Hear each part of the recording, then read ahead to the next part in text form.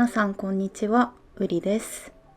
前回は2025年のベストブックを紹介した動画を出したんですけれども、今回は2025年のベストバイの動画になります。2025年に買ってよかったものを全部で13個紹介したいと思いますので、ぜひお買い物の参考にしていただけたら嬉しいです。それではスタート。まず1つ目がこちらは岡本のまるでこたつ足首ウォーマーです。こちらは私は家にいる時はだいたいこの足首ウォーマーをつけて寒くなってからは生活しています。冬は私結構足が冷たいなって思うことが多くって、でも靴下だとちょっと圧迫感じゃないけど、この足首ウォーマーはつま先は出しつつ足首全体を温めてくれるっていう、私にぴったりなアイテムだなって思いました。足首ウォーマーでそんなに暖かさ変わるのかなって思ってたんですけど、結構変わりました。足首温めるのって大切なんだなって改めて思いましたね。なので部屋が暖かくても足が冷たいとか、そういう人は結構この足首ウォーマーいいんじゃないかなと思います。あと家の中で靴下履くの圧迫感あって嫌だなって思う人とかも、この足首ウォーマーならそんなに靴下ほどの覆われてる感はなく足元を暖かく保てるので、すごくおすすめです。でこれは足首ウォーマーだけじゃなくて、もうちょっと長いレッグウォーマーとか、あと靴下タイプ、そっちの方が多分人気だとは思うんですけど、つま先まで覆った靴下タイプだったり、あと寝る時専用のものも発売されているみたいなので、それぞれ自分の好みに合ったものを選べるので、ぜひチェックしてみていただけたらいいなと思います。おすすめです。続いてがこちら、無印良品で買ったせいろです。これは過去の動画でも結構紹介してて、実際に使っているところも上げていたと思うんですけど、本当に買ってよかったです。野菜とかお肉とか何でもせいろで蒸すとすごく美味しくなるなっていうのが本当に新しい発見で、結構びっくりしたことでしたね。蒸すだけでこんなに美味しくなるんだっていうことを知らなくて、本当に素材そのままの味ではあるんですが、蒸して、自分の好きなタレとかを作ってつけて食べるだけでめちゃめちゃ美味しいし、満足度高いなって思いました。私は無印のちっちゃい方のタイプ、2種類サイズがあるんですが、小さい方のタイプを1段購入して使っています。一人暮らしの人だったらこの大きさでちょうどいいのかなって思います。で、中はこんな感じ、普通のせいろなんですけど、こちらも同じく無印で買ったシリコンの中敷きじゃないけど、中にこうして敷いて、でこの上に野菜だったりお肉だったりっていうのを入れて蒸すっていう感じですね。本当に手軽だし、結構何でも蒸したら美味しくなるので、すごくおすすめです。私は野菜をまとめて買って冷凍しておいて、食べる時に冷凍庫から出してバーって入れて、もうそのまま蒸して、このまま食卓に出して食べるみたいな。洗い物も少ないし手軽だし、かつ野菜とかお肉とかそういうのもたくさん取れるので、めちゃめちゃおすすめです。パンとかも蒸すとふわふわになって、焼くのとはまた違った美味しさになるのでおすすめだし、今年はもっとね、意外なものだったり蒸したことのないものも入れて、いろいろアレンジを楽しんで引き続き使っていきたいなって思ってる商品です。続いてがこちら、サンバリア100の日傘です。今冬なんでちょっと季節外れの商品ではあるんですが、もう本当に夏場毎日お世話になった商品になります。本当に夏暑いし日差しも強いし、私は夏がすごく苦手なので、もうこれは本当にマスト必需品でした。毎日の日傘なんて何でもいいじゃんって思う方もいるかもしれないんですけど、これは本当にサンバリア100っていう名前の通り 100% 紫外線をカットしてくれる商品で、かつ作りもめちゃくちゃ丈夫というかしっかりした作りなんですよね。そうそう壊れないだろうっていう作りで、すごく安心感があるし、しっかり日差しから守ってくれる感じがすごくわかる商品です。で、私が持っているのはこちらは3段織りのタイプの日傘になります。で、これ3段織りではあるんですけど、今この状態は2段織りの状態です。こう広げて、ちょっと画角に全然収まらないんですけど、こんな感じで広げて、こう閉じてそのままの状態ですね。パッと閉じてそのままくるくるっと丸めて、こんな感じですぐこの状態にまとめることができます。私は3段織りにすることは少なくて、この2段織りになった状態でカバンに、会社のカバンとか結構大きめの A4 サイズとかが入るカバンだったらズボッと入れることができると思うので、このままカバンに突っ込んでいたんですけど、もっとコンパクトにしたいよっていう方だったりとかは、これをね、ここをポキポキ折るとさらにコンパクトにすることができます。こんな感じで、ちょっとここまで小さくするのを毎回やるのは手間だと思うんですが、コンパクトにして、旅行だったりとか持ち運びたいよっていう人はこの3段織りの状態にするとさらにコンパクトにもできるっていうので、私は3段織りがおすすめです。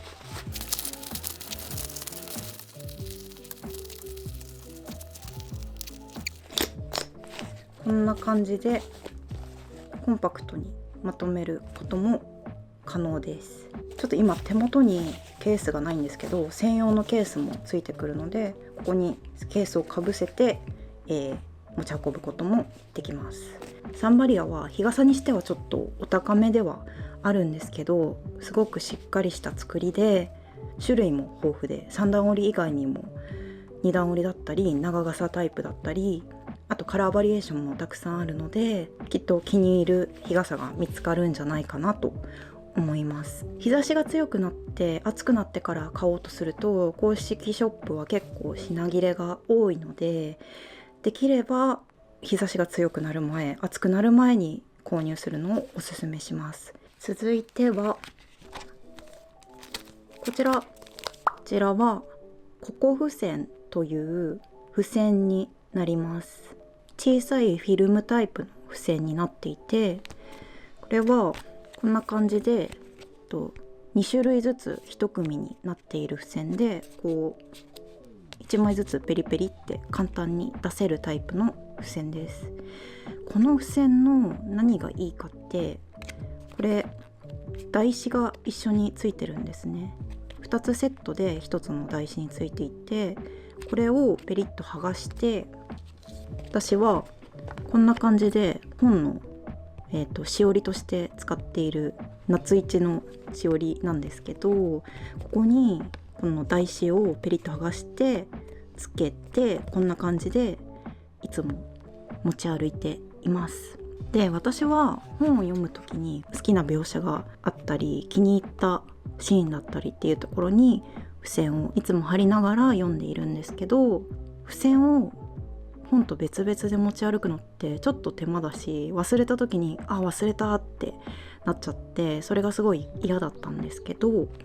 うしてしおりと一緒に持ち歩くことでそれが解消されました。すごく薄いし小さいしかさばらないし、こんな感じで本に挟んで、こんな感じでかさばらずすっきりと付箋を本と一緒に持ち歩くことができてとってもおすすめです。気になった箇所があればこうして付箋取り出してペリッと1枚取って本にこうして貼るっていう、こんな感じでっていうので、読書時間が前よりもはかどるというか、読書に必須のアイテムに今はなりました。私と同じように本読む時に付箋貼るよって方はこのココ付箋すごくおすすめです。続いてはこちら、ナリンのハーブオイルです。こちらロールオンタイプのこんな感じでロールオンタイプになっているハーブオイルです。これは、何に使うかと言いますと、仕事の時結構使うことが多くて、こうして首のところにこうコロコロつけたり、こめかみのところにこうコロコロつけたりするんですけど、このねハーブの香りがめちゃくちゃすっきりスーッとして、でこのオイル自体もちょっとつけたところがスースーするんですよ。なのでこう仕事でなんか頭が重いとか気分がすっきりしなくてやる気が出ないとか、リフレッシュにこれをつけて深呼吸したりするとハーブのいい香りがすごい漂ってきて気分が切り替わるしすっきりするっていう、すごく今の私にはマストのアイテムになっています。香り自体もう嫌いな人はいないだろうっていうすっきりとしたハーブの香り、自然の香りですし、香り自体もそこまで強くないので職場とかで使っても、隣の席とか辺り一帯にハーブの香りがもう充満するとかそういうことはないので、首とかにつけて自分だけちょっとスーッとすっきり香るような感じで気分転換に使うのすごくおすすめですね。仕事中じゃなくてもちょっと家にいる時とか朝気持ちを切り替えてやる気スイッチを入れたい時とか、あとね香りも確か3種類くらいあって、で私は2種類持ってるんですが、こっちが王道の香りというか一番オーソドックスなハーブの香りで、これが一番スーッとするのかなと思うんですけど、これは結構仕事中に私は使っていて、こっちのリラクシングっていう方は主に家で寝る前とか朝とか気分を緩めたい時とかそういう時に使っている香りですね。どっちもいい香りですごく気に入ってます。ハーブの香りに癒されたい人とか、香りとちょっとスーッとする感じで気分を入れ替えたいとか、そういう人はぜひこのナリンのハーブオイル、小さくて持ち運びにもいいので、一つ持っておくのもいいんじゃないかなと思います。おすすめです。続いてがこちら RMK のリップです。これはデューイーメルトリップカラーだっけな。結構落ちないリップってことで去年もうずっとバズってたというか話題になってた商品なので、知ってる方も多いんじゃないかなっていう商品です。でこれ話題になってたのはなぜかというと、とにかく落ちにくいっていうことで話題になっていた商品です。私も実際使ってみて本当に落ちにくいです。でそういう落ちにくいリップって結構刺激が強かったり乾燥したりとか、塗り心地があんまり良くなかったりとかそういうこともあるのかなって思うんですが、これはそういった落ちないリップ特有の悪いところが全然なくて、塗り心地も滑らかでいいし、乾燥もそんなに私は感じないし、色残りももちろんめちゃくちゃ良くて、しかもティントじゃないのでこう染め上げる感じじゃなくて自然に唇に密着してで落ちにくいっていう処方になっているものです。私が持っているのは10番の桜シーンという色です。こちらが実際に塗ってみるとこんな感じのベージュピンクみたいな。で最近新しく新色が出たんですけど、それも買い足したんですけど、これは13番のヘーゼルハーモニーっていうちょっとブラウン系の濃いめのカラーですね。こんな感じ。この下の色が今塗ったヘーゼルハーモニーです。青みにも黄みにもよらないブラウンというか、結構かっこいい系の色で、秋冬使いたくなるような深めのブラウンですごく気に入ってます。カラーも全部で十何色か出ていて、なんか気に入るカラーも見つかりやすいのかなと思うし、本当にもう何度も言ってるんですけど、本当に落ちにくいので、落ちないリップを探している人は一度は試してほしい商品になります。おすすめです。続いてがこちら、メディキューブの美顔器です。私が持っているのはスキンブースタープロミニというすごい有名な美顔器のミニタイプになります。このメディキューブの美顔器もすごく有名というか話題になっている商品なので、持ってる方とか知ってる方も多いんじゃないかなって思うんですが、美顔器ってめちゃめちゃ高いイメージがあったし、本当に効果あるのかなって思ってなかなか試せなかったんですけど、このスキンブースタープロミニは比較的手に入れやすいお値段で、しかも大元のスキンブースタープロと同じくらいの効果が得られるっていう、機能のバリエーションは少ないんですけど、効果としては同じくらい効果が得られるっていうものだったので、初めて美顔器試すのにはいいなと思って買って試したんですが、これも本当に良かったです。普段スキンケアしてて、その浸透がめちゃめちゃ浸透してるなって感じがします。これを使うと使わないのとでは、翌日肌のもっちりふっくら具合が違うというか、使ったスキンケアたちの効果が本当に使わない日より使った日の方がしっかり現れるなっていう感じがしています。これ電源がここにあって、こうやって長押しをするとこんな感じでついて、レベル5までレベルを上げることができます。私はパックの上からやることが多いので、一番強いレベル5にしてパックの上からこうやって当てることが多いです。これは1回5分で自動的に電源が切れるので、そういう面でもすごく分かりやすいし、5分で終わるので手軽でいいです。もちろんパックの上からじゃなくて、スキンケアで肌を整えた後に直接肌に当ててやることもできます。美顔器試してみたいけど高いしなって思ってる人とか、これも決して安くはないですけど、美顔器としてはお安めな商品なので、初めて美顔器試したい人にはこれすごくいいんじゃないかなって思います。おすすめです。はい、続いてはこちら、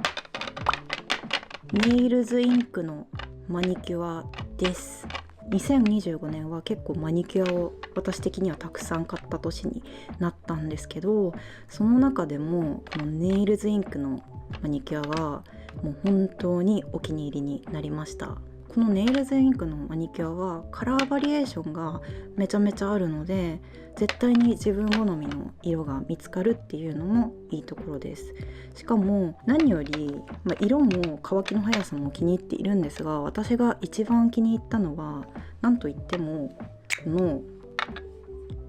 この筆の形なんですよ。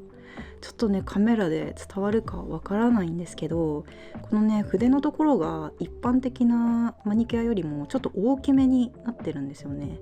大きめになっていて、かつ先端がちょっとカーブを描いているような形になっていて、この筆の形がもう本当にめちゃめちゃ塗りやすいです。なんか大きめだったら逆に塗りづらいんじゃないのって思うかもしれないんですけど、本当にこれが爪にめちゃめちゃフィットして、一塗り二塗りですごい綺麗に塗れます。そこがねもう本当にマニキュア塗るのあんまり得意じゃないよっていう人もこれ結構塗りやすいんじゃないかなって思います。このネイルズインクのシリーズを買ったことでよりねマニキュアを塗るのが楽しくなったなって私は個人的に思っています。今はねちょっと爪がペラペラになっちゃってネイルをお休みしていて何も塗っていない状態なんですが、爪が復活したらまた塗って楽しんでいきたいです。で続いてがこちらじゃん、こちらのリングたちです。私は2025年は結構新しくリングを購入することが多くて、その中でも特にお気に入りのものたちを今つけています。ここにいるメンツはほとんど仕事にも毎日つけていっているような子たちで、本当に買ってよかったなって思っています。なんか他のネックレスとかピアスとかだと自分の視界に入らないので、私的にはリングの方がすぐ目に入ってテンションが上がるなって思っています。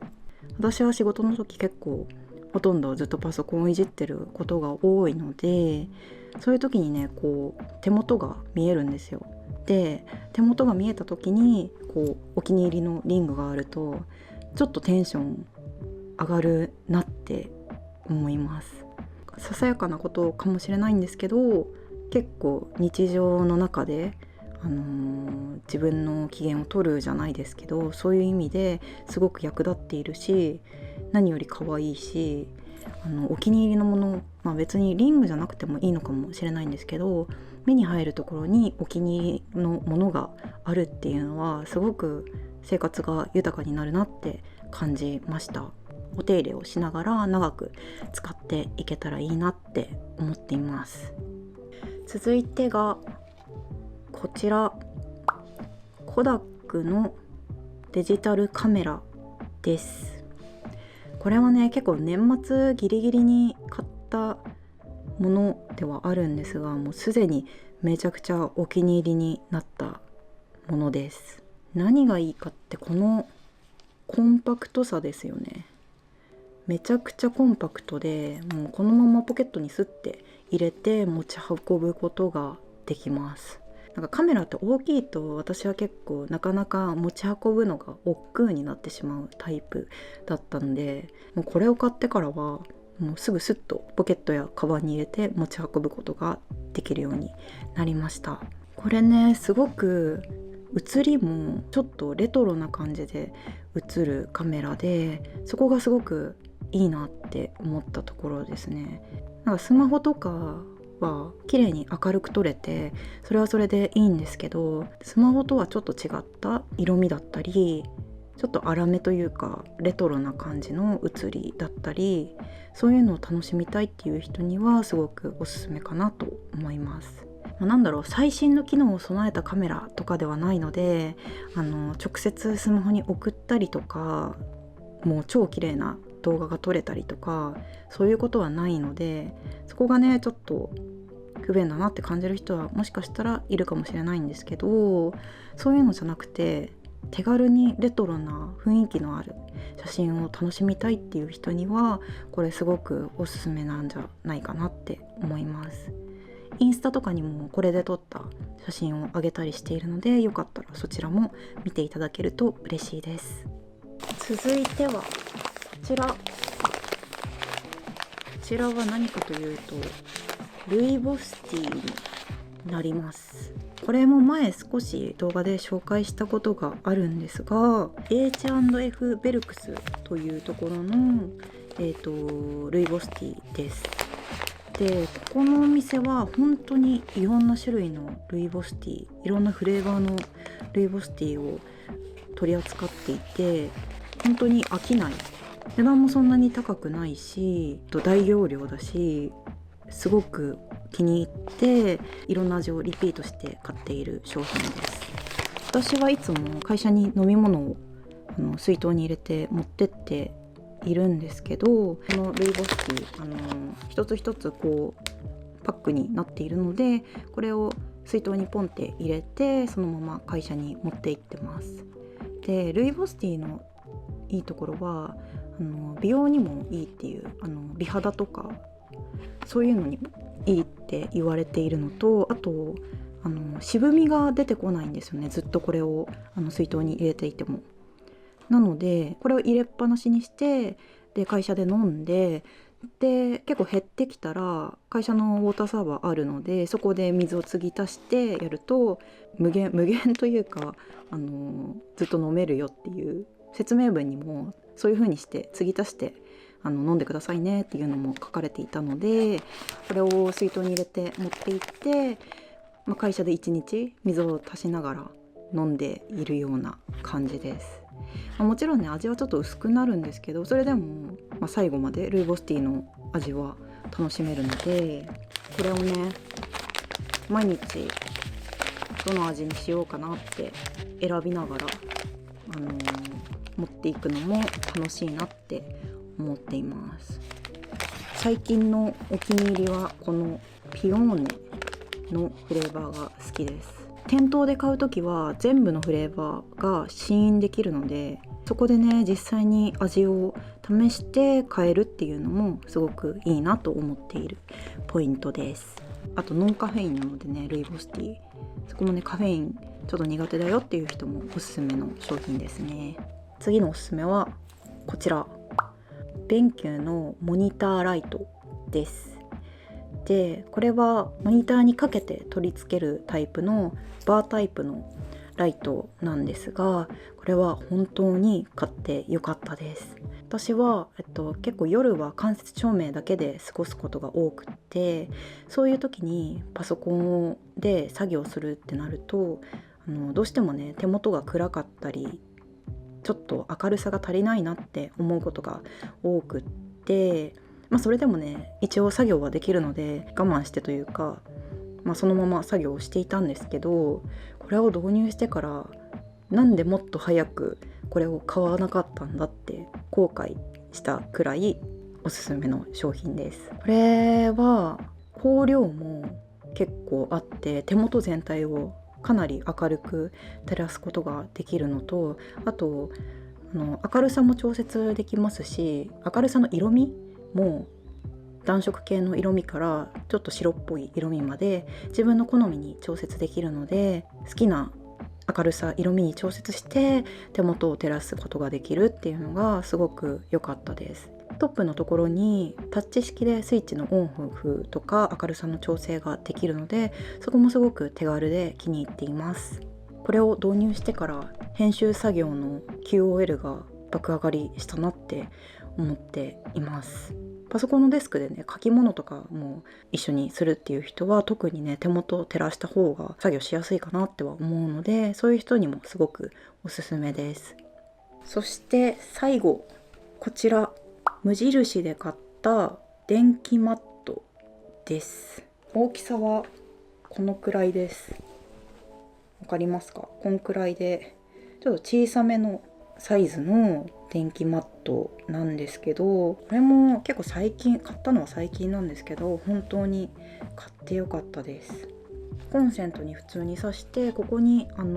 スイッチがあって強と弱があるので、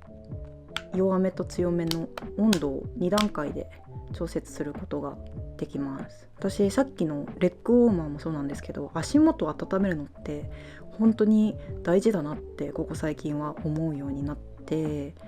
足あったかいと体全体もあったかいような感じがするというか、寒って感じがなくなるので、そういう意味でもこれはすごく良かったです。今もね実はベストバイを紹介している間もずっと足元に敷いて足を温めながら紹介していたんですけど、朝まだ部屋が温まりきってない時とか足元これで温めるとちょっと寒さが和らぐし、あとねパソコンで作業するとかも足元寒かったりするので、そういう時も足元にこれを敷いて足を乗っけて作業すると足先の寒さっていうのも和らぐので、すごくおすすめです。つけっぱなしにしたとしても2時間くらいで自動的に切れるので、そこもねちょっと安心というかいいところだなと思います。足元を温めたい方はこれ一つあってもいいんじゃないかなと思います。はい、ということで以上、私の2025年の